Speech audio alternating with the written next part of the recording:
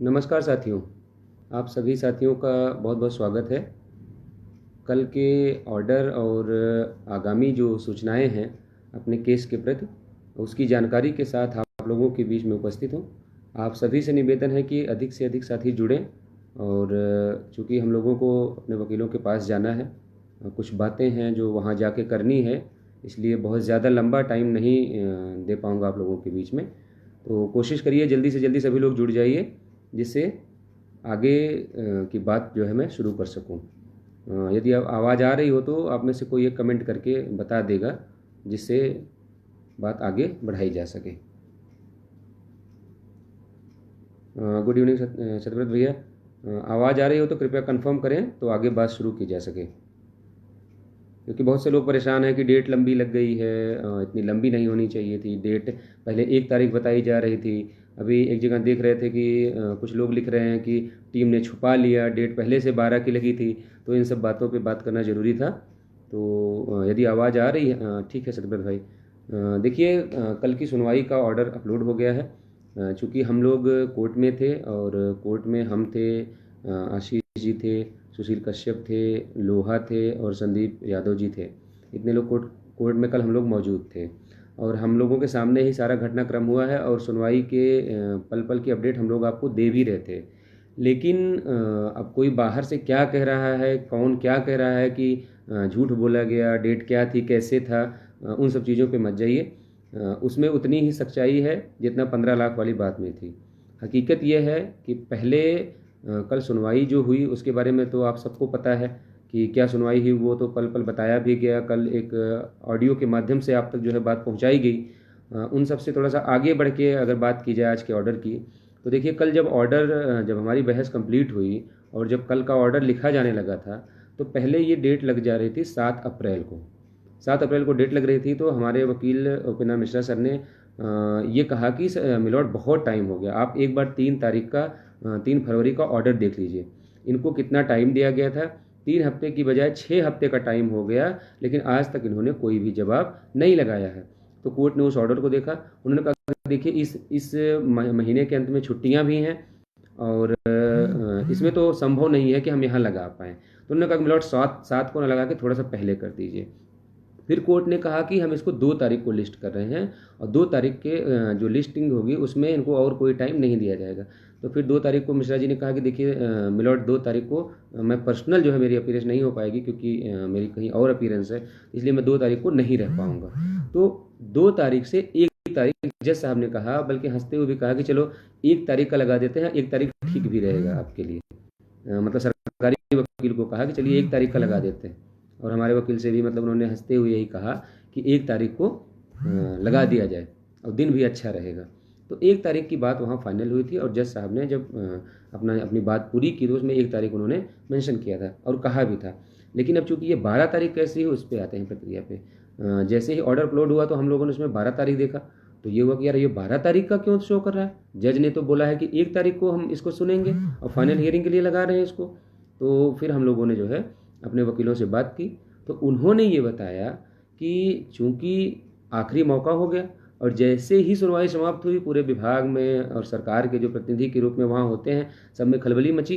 तो वहाँ जाके ये रिक्वेस्ट की गई है कोर्ट से कि चूंकि आप हमको कोई अवसर भी नहीं दे रहे हैं और इधर बीच में छुट्टियां हैं और हमको तमाम जो है मीटिंग करनी है, तमाम जो है साक्ष्य निकालने हैं, सब कुछ लिस्ट निकालनी है, उसको मिलान करना है, जो उन्होंने लिस्ट दी है उसमें मिलान करना है कि क्या सही है क्या गलत है, वो सारी चीज़ें हमको देखनी है, इसलिए हमको थोड़ा सा वक्त दे दीजिए। तो कोर्ट ने बिल्कुल मना कर दिया कि हम वक्त तो आपको नहीं दे सकते। हाँ, तो उन्होंने कहा कि मिलॉर्ड 1 तारीख को जो है और भी केसेस लगे हैं जहाँ एजी व्यस्त रहेंगे और यहाँ समय नहीं दे पाएंगे, तो फिर वो दिन खाली चला जाएगा। उन्होंने कहा कि चलिए हम आपको इतना कर सकते हैं।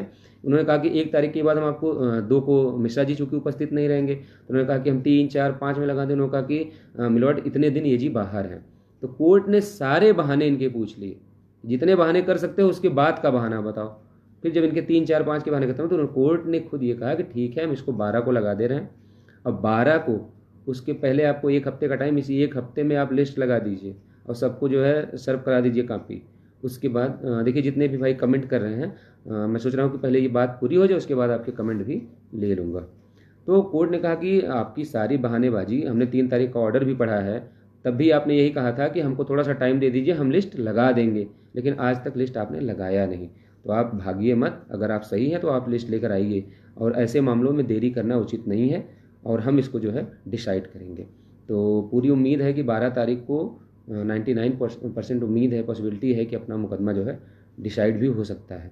हाँ, कुछ टेक्निकल बातें पड़ जाएं या कुछ ऐसा कोर्ट को दिख जाए कि नहीं एक डेट और सुनना ज़रूरी है तो भले, नहीं तो पूरी उम्मीद है कि 12 तारीख को अपना मुकदमा फाइनल हियरिंग के लिए लग गया है, और कोर्ट जो है इसको सुन के डिसाइड भी करेगी। क्योंकि ये जो बेंच है इसमें मर्सी के नाम पे कुछ नहीं होना है।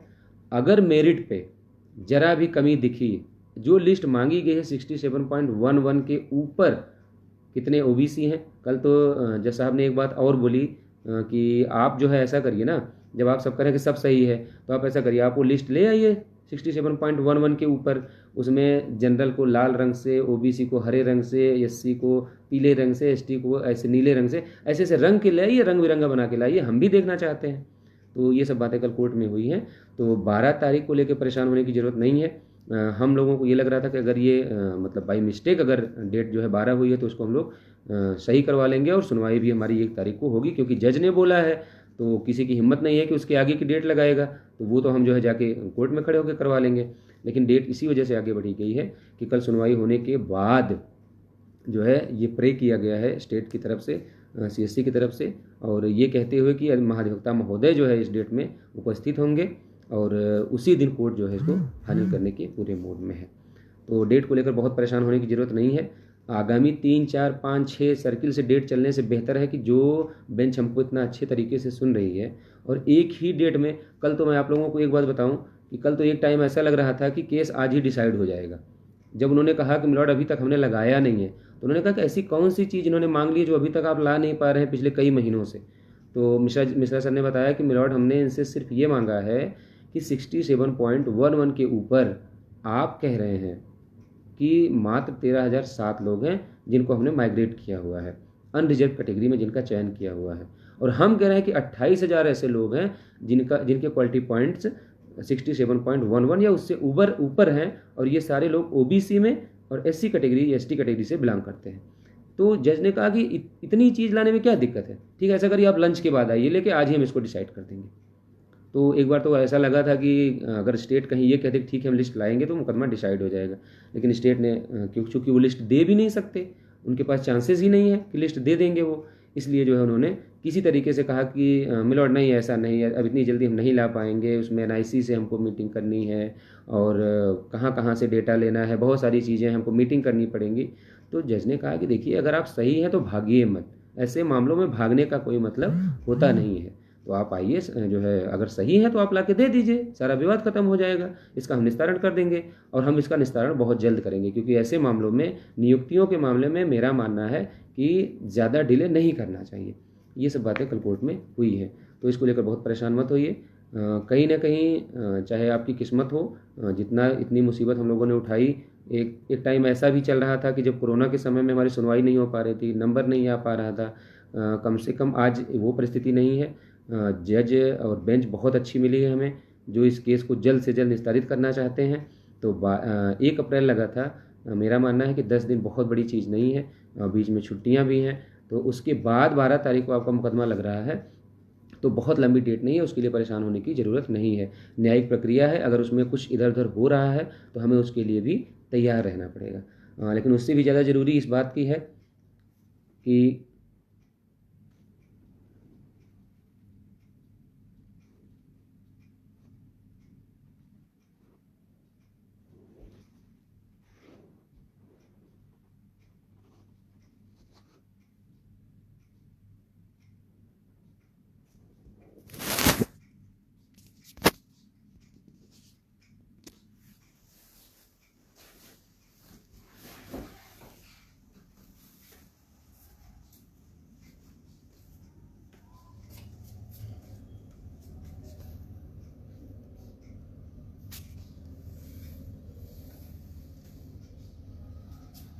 बीच में जो कॉल कर रहे हैं भाइयों से निवेदन है कि कॉल ना करें कृपया, बात पूरी हो जाने दीजिए।